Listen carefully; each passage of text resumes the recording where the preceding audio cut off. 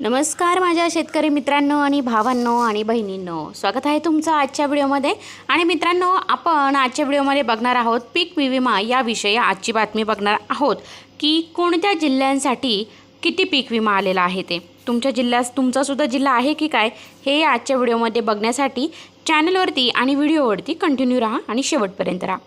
मित्रांनो, गेल्या अनेक महिन्यांपासून आपण एकाच बातमीची वाट पाहत होतो, ती म्हणजे खरीप हंगाम 2025च्या पीक विमा भरपाई कधी आणि किती मिळणार। साधारणपणे जानेवारी महिन्यात हातात पडायला हवी असलेली ही मदत एप्रिल महिना उजाडला तरी मिळत नव्हती। पण आता अखेर एक अतिशय महत्त्वाची आणि दिलासादायक अपडेट समोर आली आहे। राज्यभरातील शेतकऱ्यांसाठी पीक विमा भरपाईचे आकडे निश्चित व्हायला सुरुवात झाली असून पहिल्या टप्प्यात तब्बल 1219 कोटी रुपयांचा निधी मंजूर करण्यात आलेला आहे। विशेष म्हणजे या पहिल्या टप्प्यात एकाच जिल्ह्याने बाजी मारली आहे। तर चला तर मग जाणून घेऊया या विम्याच्या रकमेमागचं संपूर्ण गणित आणि तुमच्या जिल्ह्याच्या वाट्याला किती निधी आलाय ते आपण या व्हिडिओत जाणून घेणार आहोत। यंदाची पीक विमा भरपाई ही थेट पीक कापणी प्रयोगावर आधारित होती। खरीप हंगामात राज्यात जवळपास 12,000 कापणी प्रयोग करण्यात आले। मात्र पोर्टलच्या नियमांमध्ये झालेले बदल आणि काही तांत्रिक अडचणींमुळे उंबरठा उत्पादन व प्रत्यक्ष उत्पादन यातील तफावत मोजून आकडेवारी निश्चित करायला बराच वेळ गेला। या सगळ्या अडथळ्यांवर मात करत आता कुठे पहिल्या 6,000 प्रयोगांचे निकाल समोर आलेले आहेत। नांदेड जिल्ह्यासाठी बंपर मदत। आतापर्यंत राज्यातील 30 जिल्ह्यांसाठी एकूण 1219 कोटी रुपयांची पीक विमा भरपाई जाहीर करण्यात आली आहे। पण यात सगळ्यात लक्षवेधी आकडा आहे तो नांदेड जिल्ह्याचा। या एकूण रकमेपैकी तब्बल 813 कोटी रुपये एकट्या नांदेड जिल्ह्यातील शेतकऱ्यांसाठी मंजूर झालेले आहेत। विभाग आणि जिल्हानिहाय मिळालेली भरपाई। आतापर्यंत मिळालेल्या माहितीनुसार विविध भागांतील जिल्ह्यांची आकडेवारी पुढच्या प्रमाणे आहे।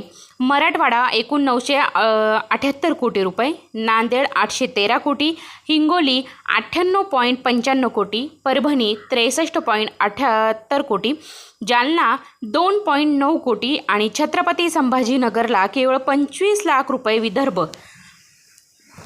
विदर्भ एकूण 62.53 कोटी रुपये, गोंदिया 31 कोटी, वर्धा 9.61 कोटी, बुलढाणा 5.64 कोटी, भंडारा 4.33 कोटी।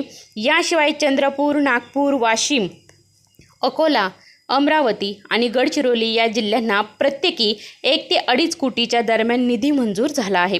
पश्चिम महाराष्ट्र एकूण 12.73 कोटी रुपये, सोलापूर 6.84 कोटी, सातारा 3.62 कोटी।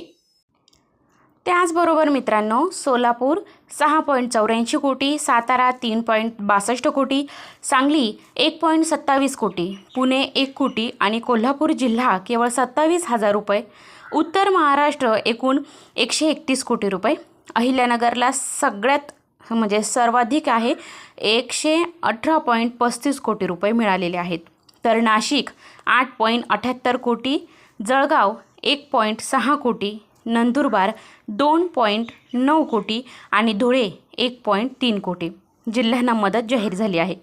कोकण एकूण 35 कोटी रुपये, ठाणे 17.93 कोटी आणि पालघरला 15.34 कोटी चांगला निधी मिळाला असून रायगड 1.6 कोटी, रत्नागिरी 7 लाख आणि सिंधुदुर्ग 23 लाख या जिल्ह्यांसाठी सुद्धा रक्कम मंजूर करण्यात आली आहे। महत्त्वाची नोंद की हा अंतिम आकडा नाही। शेतकरी मित्रांनो, सध्या मिळालेली रक्कम खूपच कमी वाटत असली तरी निराश होऊ नका।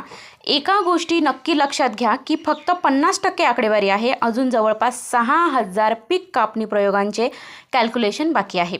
कृषी अधिकाऱ्यांनी दिलेली माहितीनुसार जेव्हा ही उर्वरित आकडेवारी समोर येईल तेव्हा ही एकूण भरपाई 2,000 ते 2,200 कोटी रुपयांच्या घरात जाऊ शकते। म्हणजेच आगामी काळात तुमच्या जिल्ह्याची रक्कम निश्चितच वाढलेली ही तुम्हाला दिसणार आहे। तर मित्रांनो, अशा प्रकारे आपण आजच्या व्हिडिओमध्ये पीक विमाविषयी आपण बातमी बघितली।